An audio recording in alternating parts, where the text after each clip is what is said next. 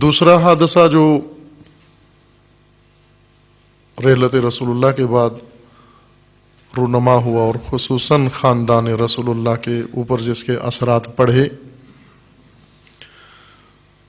جسے عموماً مناسبت کے طور پر بھی ذکر کیا جاتا ہے، وشان نزول خطبہ بیان کیا جاتا ہے۔ ایک زمین تھی جس کے اندر نخلستان تھا، کھجوروں کے درخت تھے۔ حضرت نے اپنی زندگی میں یہ حصہ زمین کا جو خیبر کی سرزمین کے قریب تھی، اس خطے کے قریب مدینہ سے کافی فاصلے پر فدق کے نام سے اسے بی بی کو سونپ دیا، ہبہ کر دیا، تملیک کر دیا، عطا کر دیا۔ رحلت رسول اللہ کے بعد جو حکومت قائم ہوئی، پہلے حکومتی احکامات میں سے ایک حکم یہ صادر ہوا، بھائی کہ ترجیحات اس حکومت کے لیے بہت زیادہ تھیں۔ سب سے پہلی ترجیح وہ ادھورے کام جو رسول اللہ نے آغاز کیے تھے لیکن وفات کی وجہ سے مہلت نہیں ہوئی، ان کو اتمام تک پہنچائیں، جن میں لشکر اسامہ تھا۔ رسول اللہ نے خود اپنے حکم و فرمان سے لشکر تشکیل دیا اور سب کو اس میں شرکت کا حکم دیا، اور مدینہ سے باہر لشکرگاہ بنانے کا حکم دیا۔ تمام صحابہ کو اس کے اندر شمولیت کا فرمان صادر کیا، لیکن ایسے ہوا نہیں۔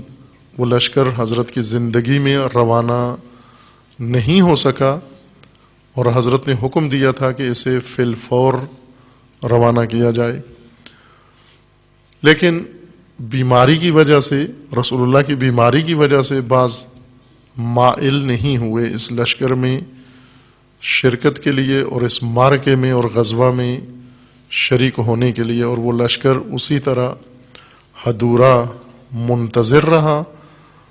حضرت کی رحلت ہوئی، نئی حکومت، حزبی حکومت برسر اقتدار آئی۔ ترجیحات میں سے فرمان رسول اللہ کو تکمیل کرنا تھا کہ پہلا فرمان حکومتی آرڈیننس یہ جاری ہونا چاہیے تھا، یہ نوٹیفیکیشن جاری ہونا چاہیے تھا کہ فی الفور لشکر کی تکمیل کی جائے اور اسے روانہ کیا جائے۔ اور اس طرح کے چند اور امور جو تاریخی طور پر واضح ہیں کہ ان کو ترجیح حاصل تھی، ان احکامات کے صدور کے بجائے حکم صادر یہ ہوا کہ وہ باغ فدق یہ جناب سیدہ سے واپس لیا جائے، حکومتی ملکیت میں آ جائے۔ یہ فرمان صادر ہوا۔ اس فرمان کے بھی اپنے سیاسی پہلو ہیں، چونکہ حکومت نے یہ فرمان دیا اور حکومت سیاسی مجموعے کا نام ہوتا ہے۔ حکومت کی تائید بھی سیاست ہوتی ہے، حکومت کی مخالفت بھی سیاست ہوتی ہے، حکومت کے مقابلے میں چپ رہنا بھی سیاست ہوتی ہے، حکومت کی ہاں میں ہاں ملانا بھی سیاست کہلاتا ہے۔ یہ سب سیاست کے زمرے میں ہے۔ اس حکم کا سیاسی پہلو تھے، اور وہ یہ کہ واضح بات ہے کہ وہ خاندان جو مدعی بھی ہے اور لوگوں کے ذہنوں کے اندر خصوصاً خطبہ رسول اللہ کے بعد، خطبہ غدیر رسول اللہ کے بعد سب اذہان آمادہ ہیں امیر المومنین کے اعلان حکومت کے لیے۔ اور رسول اللہ نے اپنی زندگی میں جتنا اہتمام کیا اہل بیت کی شان کے لیے، امیر المومنین کی ذات کی فضیلت بیان کرنے کے لیے، جناب سیدہ کا مقام امت کے سامنے جس اہتمام کے ساتھ بیان فرمایا، اس کے مطابق سارے اذہان متوقع تھے کہ وہ متوجہ تھے کہ یہ اعلان ہوگا، لیکن ایسے ہوا نہیں۔ دو احزاب اکٹھی ہوئی اور انہوں نے مل کر فیصلہ توقع کے برخلاف کر لیا، سقیفہ بنی ساعدہ میں بیٹھ کر، اور اکثریت اس پر خاموش رہی، ایک جمعیت نے اس سے اتفاق رائے کیا اور کچھ نے مخالفت کی، لیکن خاموشی کے ساتھ۔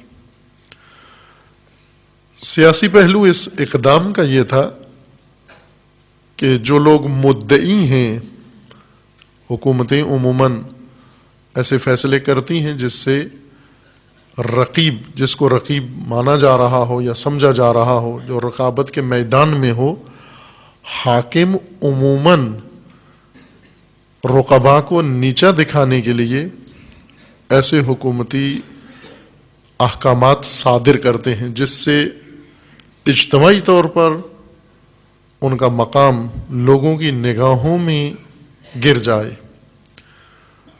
وہ اعتماد جو پہلے تھا، جو بھروسہ پہلے تھا، جو وقار و عزت انہیں نصیب ہے، ان حکومتی فیصلوں سے وہ مقام گر جائے۔ آپ آج کی دنیا کی سیاست میں بھی یہ دیکھتے ہیں کہ حکومتیں اپنے رقیبوں یا حکام اپنے رقیبوں کے بارے میں ہر وہ اقدام کرتے ہیں، اگر ان کا کوئی کاروبار ہو، اس کاروبار کو متاثر کرنے کے لیے حتیٰ قوانین تک بدل دیتے ہیں جس سے سیاسی رقیب کا کاروبار ٹھپ ہو جائے۔ مثلا برسر اقتدار صنعتی گروپ ہے اور رقیب زرعی ہے، زرعی املاک کا مالک ہے، زراعت اس کا پیشہ ہے، حکومت آ کر فوراً صنعتوں کے بارے میں قانون بدل کے صنعتوں کے حق میں کر دیتی ہے، اور زراعت کے مقابلے میں زراعت کے بارے میں قوانین بدل کر زراعت کو نقصان پہنچا دیتی ہے، تاکہ رقیب ان کا مالی طور پر بھی مفلوج ہو جائے، اس کی درآمد کا ذریعہ ختم ہو جائے، اور اجتماعی حیثیت بھی اس کی لوگوں کے نگاہوں میں وہ نہ رہے جو پہلے تھی۔ اس سے عوامی ذہنیت بدل جاتی ہے حکومتی آراء یا حکومتی فیصلوں سے۔ رسول اللہ کا عطا کردہ یہ باغ دختر رسول اللہ سے لے لینا، اس بیٹی سے لے لینا جس بیٹی کا مقام رسول اللہ نے عمر بھر امت کے سامنے بہت اہتمام کے ساتھ بڑھا کے پیش کیا تاکہ امت آگاہ ہو حضرت سیدہ کے مقام سے۔ پہلا حکومتی حکم یہ صادر ہوا، اسی مخدرہ کا حق جو رسول اللہ نے دیا تھا وہ کالعدم قرار دیا۔ نہ کہ حکومت کو اس باغ کی ضرورت تھی، اس کی درآمد اتنی تھی کہ حکومت اس سے بہت مالی فائدہ اٹھانا چاہتی تھی۔ سب سے اہم پہلو اس کے اندر اجتماعی طور پر مقام اہل بیت کو لوگوں کی نگاہوں میں اس حیثیت سے نیچے لانا تھا جو حیثیت رسول اللہ نے بیان کی تھی، چونکہ رسول اللہ نے بہت باعظمت مقام اہل بیت کا ذکر فرمایا، بے نظیر و بے مثل مقام ذکر فرمایا۔ خصوصاً امیر المومنین علیہ الصلوۃ والسلام جناب سیدہ سلام اللہ تعالی علیہا، ان دو ہستیوں کا احترام و مقام جو چاہیے تھا تعارف کے طور پر، معرفت کے طور پر، معرفی کے طور پر بیان فرمایا۔ اور یہ اقدام ایسا تھا، کسی کی جائیداد کو قرق کر لیا جائے، کسی کی جائیداد کو ضبط کر لیا جائے۔ جائیداد ضبط ہوتے ہی اذہان میں سوچ بدل جاتی ہے۔ عوام عموماً بھیڑ چال ہوتے ہیں، عوام کہتے ہی ان کو ہیں جو سوچتے نہیں ہیں، صرف دیکھتے ہیں، اور جن سے متاثر ہیں ان کے اقدامات کے مطابق اپنی راہیں انتخاب کرتے ہیں، سوچتے نہیں ہیں، دیکھتے ہیں کیا ہو رہا ہے، اسی کے مطابق چل پڑتے ہیں۔ عوام کی نگاہوں میں جائیداد کی ضبط ہو جانا، اس کے بہت سارے پہلو ہیں. اس کو کھولیں اگر موضوع کو تو اندر سے بہت سارے پہلو نکلتے ہیں سیاسی جائیداد کی ضبطی سے.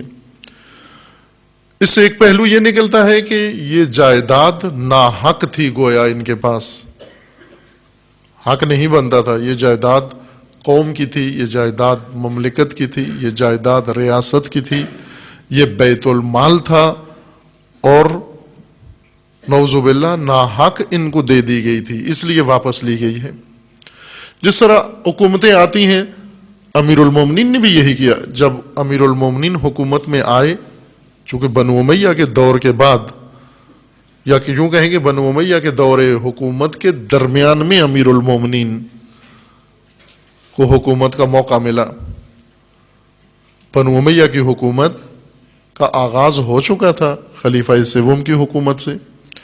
پھر بیچ میں خلیفہ سوم کے قتل کے بعد امیر المومنین کا مختصر دور حکومت آیا، اور اس کے بعد دوبارہ پھر بنو امیہ کی حکومت قائم ہو گئی. اس بیچ میں ایک وقفہ ہوا سیاسی. دور حکومت امیر المومنین لگ بھگ 4 سال کے لگ بھگ تھا.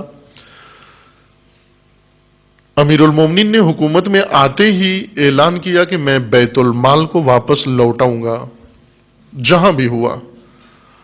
اگر یہ دلہنوں کا جہیز بن چکا ہے میں تب بھی اسے واپس لوٹاؤں گا. اگر یہ لوگوں کے گھروں کا حصہ بن چکا ہے میں پھر بھی اسے واپس لوٹاؤں گا، چونکہ میں زعیم ہوں، امین ہوں، خلیفہ ہوں اور امین بیت المال ہوں. جہاں بھی یہ بیت المال ہے میں اسے واپس لوٹاؤں گا. اور ایسے کیا بھی امیر المومنین نے. واپس لوٹانے کا مطلب یہ ہوتا ہے کہ ناحق تھا ان کے پاس، جنہوں نے لے لیا حق نہیں تھا ان کا، اس لیے واپس لیا جا رہا ہے ان سے. رسول اللہ صلی اللہ علیہ وآلہ وسلم نے اپنے دور حکومت میں اختیارات حکومتی کے ساتھ جو اللہ کی جانب سے رسول اللہ کو حاصل تھے، چونکہ رسول اللہ الہی حاکم تھے، عوامی حاکم نہیں تھے، الہی حاکم تھے، اللہ کے نمائندے تھے، عوامی نمائندے نہیں تھے. اللہ کے نمائندے کی حکومت تھی عباد اللہ پر، اللہ کے بندوں پر. اور رسول اللہ نے الہی اختیار سے، الہی فرمان سے، الہی حکم سے جو اقدام کیا حکم الہی سے کیا. بہت سارے محققین نے، علماء نے اس موضوع پر کتب تالیف کی ہیں کہ یہ رقبہ جو رسول اللہ نے عطا فرمایا جناب سیدہ کو کس باب سے تھا، کس عنوان کے تحت تھا. ہبہ تھا، تملیک تھا، عاریہ تھا، کس عنوان سے یہ رقبہ بی بی کے حوالے کیا، تاکہ ہم یہ دیکھیں کہ حکومت نے جو واپس لے لیا اس کا جواز بنتا ہے یا نہیں بنتا. لیکن یہ بات مسلم ہے کہ رسول اللہ نے عطا فرمایا، یہ حق جناب سیدہ کو رسول اللہ نے عطا فرمایا. اب یہی کافی ہے، صاحب شریعت نے حکم خدا سے یہ حق بی بی کو دے دیا، جناب سیدہ کو عطا فرمایا، اور حکومت نے آ کر وہ واپس لے لیا. یہاں بہت ساری چیزیں زیر سوال آ جاتی ہیں، اور یہی سوالات اٹھانے کے لیے سیاسی اقدامات ہوتے ہیں. یہ سوالات لبوں پہ نہیں آتے، ذہنوں میں ہوتے ہیں. جو سوال لب پہ آ جائیں وہ اتنے اہم سوال نہیں ہوتے، جو سوال ذہنوں میں گھومتے رہیں اور گونجتے رہیں وہ سوال بہت اہم ہوتے ہیں. اصل لوگوں کی رائے وہ سوالات بناتے ہیں جو دلوں میں اٹھائے جاتے ہیں، جو ذہنوں میں پیدا کیے جاتے ہیں، لیکن کوئی وہ سوال لب پہ نہیں لاتا. ہر ایک اپنے دل کے اندر سوچتا ہے کہ اگر یہ اقدام درست ہے تو پھر پہلا اقدام وہ درست نہیں ہو سکتا. اگر پہلا اقدام درست تھا تو پھر یہ اقدام درست نہیں ہے. اگر یہ جائیداد لے لینا درست ہے تو اس کا مطلب ہے دینا نعوذ باللہ درست نہیں تھا. اگر دینا درست تھا تو پھر لینا واپس درست نہیں ہے. یہ سوال کسی کے لب پہ نہیں آیا اور آتا بھی نہیں ہے. ان سوالوں کی نوعیت ایسے ہوتی ہے، بعض اقدامات سے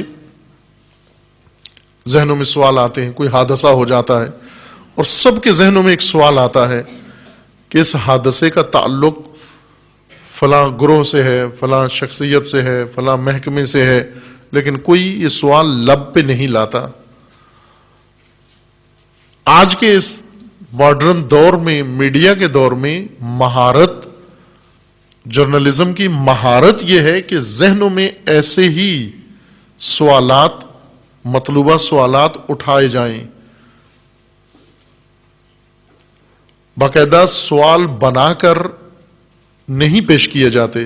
جیسے عموماً علمی سوال ہوتے ہیں، علمی سوالات سوال بنا کر پوچھے جاتے ہیں، لیکن سیاسی اجتماعی سوالات اٹھنے کا ماحول بنایا جاتا ہے. بس سوال خود اٹھ جاتا ہے، لب پہ نہیں آتا، اور یہ سوال ہی سوال اٹھانے والوں کی نیت کو پورا کر دیتا ہے کہ وہ یہ سوچیں کیوں ہوا، کیسے ہوا، کس نے کیا. اہل بیت کا جو مقام رسول اللہ نے بیان فرمایا تھا اور قرآن کریم میں جس کے لیے آیات موجود ہیں، وہ مقام ہر ایک کے لیے خطر تھا. یہ نہیں ہو سکتا کہ مقبول کوئی اور ہو، محترم کوئی اور ہو، اختیار کسی اور کے پاس ہو. خصوصاً زیرک سیاستدان، چالاک سیاستدان، انہیں معلوم ہوتا ہے کہ جب تک رقیب لوگوں کی نگاہوں سے گر نہ جائے خطرہ ٹلتا نہیں ہے، منڈلاتا رہتا ہے. پس اس فیصلے کے پیچھے ایک سیاسی تدبیر کار فرما تھی. معاملہ فقط جائیداد کا نہیں تھا، دونوں طرف سے، نہ حکومت کی جانب سے اور نہ جناب سیدہ کی جانب سے.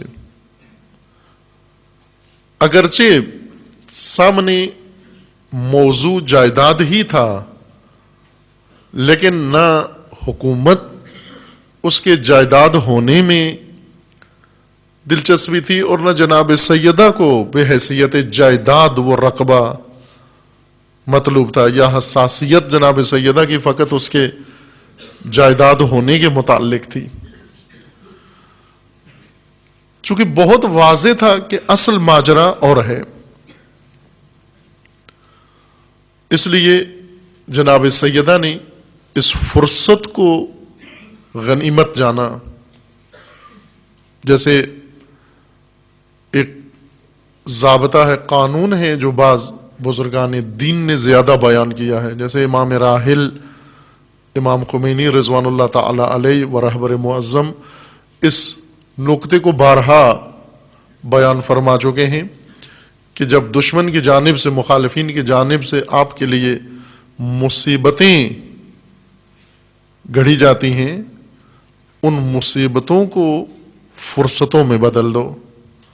فرصت عربی اصطلاح کے مطابق، نہ اردو میں فرصت فارغ وقت کو کہتے ہیں جس میں کوئی کام نہ ہو. پوچھتے بھی ہیں فرصت ہے، کہتے نہیں ہے، مصروف ہوں بہت.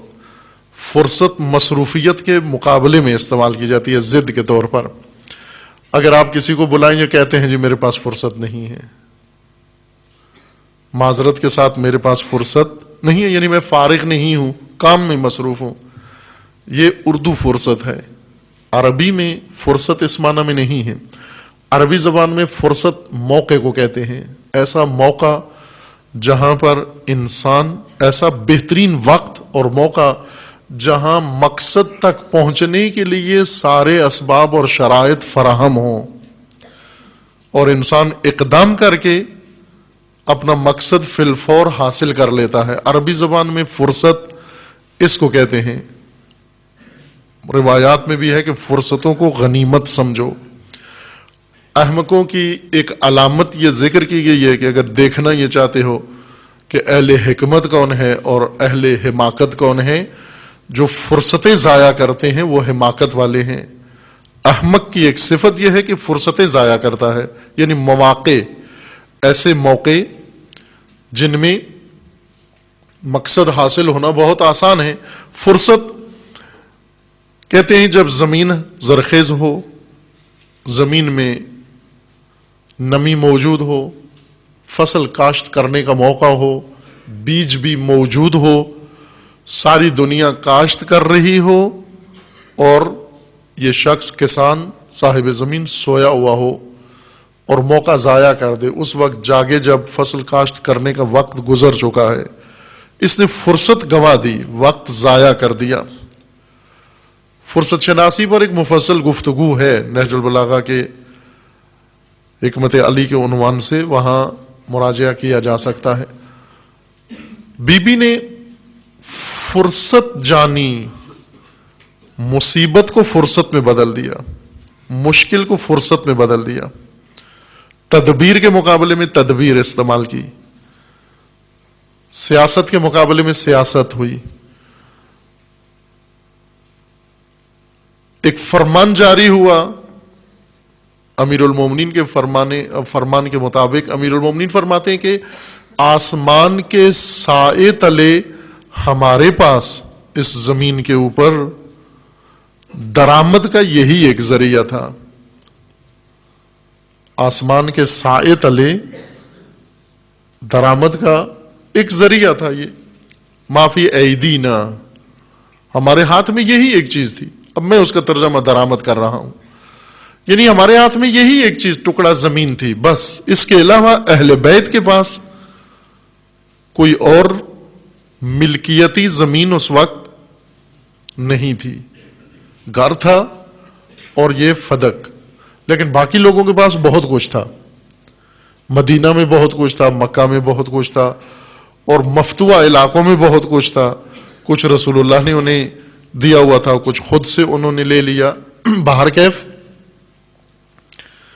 انصار کے پاس بہت کچھ تھا, انہوں نے مہاجرین کے ساتھ تقسیم کیا, اموال, جائیداد, مکانات, جو کچھ ان کے پاس تھا. امیر المومنین فرماتے ہیں کہ اس آسمان کے سائے تلے ہمارے ہاتھ میں یہی تھا جو حکومت نے لے لیا.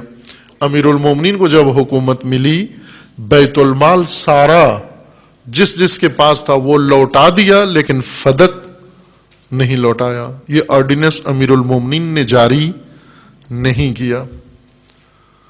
فدق دلچسپ موضوع ہے تاریخ کے اندر, ہر معصوم نے اس کو بیان کیا ہے, اور سب سے عالی مضمون کے ساتھ حضرت امام موسیٰ کاظم علیہ الصلوۃ والسلام نے بیان کیا فدق کو.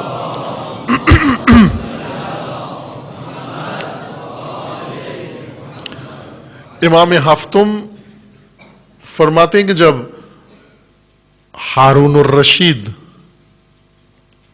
اپنی سخاوت دکھا رہا تھا اور اس نے اعلان کیا کہ بنو امیہ نے جو کچھ لوٹا ہے, جس کا بھی امت کا مال, سامان, جائیداد, وہ آئے سرکاری دفاتر میں آ کر نام لکھوائے, ہم اس کی لوٹی ہوئی جائیداد, مال, دولت, پیسہ سب کچھ واپس کریں گے. سب لوگ آئے, جیسے عموماً حکومتیں اعلان کرتی ہیں سیلاب میں جس کا نقصان ہوا آ جائے. اب سیلاب جنگ میں آتا ہے اور نقصان والے لاہور سے وہاں جاتے ہیں اپنا نام لکھوانے کے لیے کہ ہمارا بھی بہت کچھ لوٹ گیا ہے, ڈوب گیا ہے. وہ ویسے ہوتا ہے، جب صلہ عام ہوتا ہے تو اس میں شاید سیلاب زدگان کو فرصت نہیں ہوتی، کے پاس تو گاڑی نہیں ہوتی کہ وہ پہنچے سرکاری دفتر میں، بیچارے پانی میں پھنسے ہوتے ہیں، لیکن لاہور شیخوپورہ والے آسانی سے پہنچ جاتے ہیں، وہاں جا کر نام لکھوا لیتے ہیں، جی ہمارا بہت کچھ جنگ میں ڈوب گیا۔ کہاں ڈوب گیا؟ کہتے ہیں یہ جہاں پانی کھڑا ہوا یہ سب ہمارا تھا۔ ہوا ہے ایسے، بعض سیلاب زدگان کی مدد کے لیے لوگ گئے تو وہ روڈ پر ہی بستی آباد تھی، جو ٹرک پہنچا انہوں نے وہیں پہ پکڑ کے ان لوڈ کروا لیا، تو وہ پتہ چلا کہ وہ یہاں سے گئے ہوئے تھے لوگ۔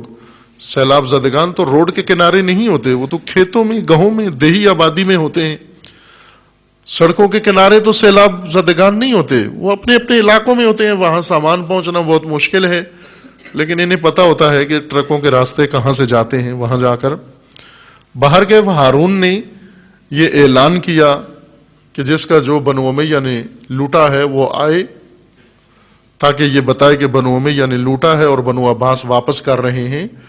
سب کو لکھ رہا تھا، دے رہا تھا۔ اس اعلان کے بعد امام علیہ السلام نے مشاہدہ فرمایا اور کہا ہارون کو کہ سب کو لوٹا ہوا حق دے رہے ہو، ہمارا حق نہیں دیتے۔ تو ہارون نے کہا کہ آپ کی مراد فدق ہے؟ امام نے فرمایا ہاں میری مراد فدق ہے۔ تو ہارون نے کہا کہ آپ اس کی حدود بتائیے، میں ابھی فرمان جاری کرتا ہوں کہ آپ کو واپس کر دیا جائے۔ امام ہفتم نے حدود بتائیں فدق کی، اور وہ حدود تمام مملکت تھی جس پر ہارون کی حکومت تھی۔ فرمایا کہ یہ ہماری فدق ہے، یہ ہمیں لوٹا دو۔ ہارون سمجھ گیا، کہنے لگا اگر یہ آپ کو لوٹا دوں تو میرے لیے کچھ نہیں بچتا۔ اب اس لیے کہا کہ یہ فدق اور فدق کا مدعی یہ اگر زندہ رہے، آزاد رہے، یہ تو پوری مملکت مجھ سے لے لے گا۔ امیر المومنین نے اپنے عہد خلافت میں فدق کے متعلق کوئی نوٹیفیکیشن جاری نہیں کیا۔ لے سکتے تھے کہ یہ تو ہمارا ہے، لیا گیا تھا، سابقہ حکومت نے لے لیا، اب یہ ہماری جائیداد تھی، یہ واپس ہمیں ملنی چاہیے۔ اور بعض عہد میں دی بھی گئی، کچھ عہد میں اہل بیت کے نام آج بھی بعض سادات مدعی ہیں کہ ہمیں واپس کیا جائے۔ سادات کو وہ تو ویسے پوری زمین کو اپنی جائیداد سمجھتے ہیں، جہاں بھی کوئی خالی جگہ مل جائے سادات اپنا علم گاڑ لیتے ہیں وہاں پر۔ بعض حکومتوں نے ایک ٹیکٹک کے طور پر یہ کام کیا، لوٹایا واپس۔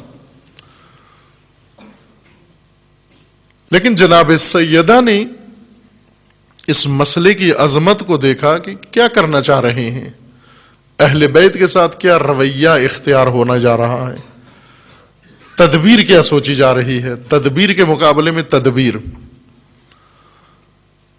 بی بی نے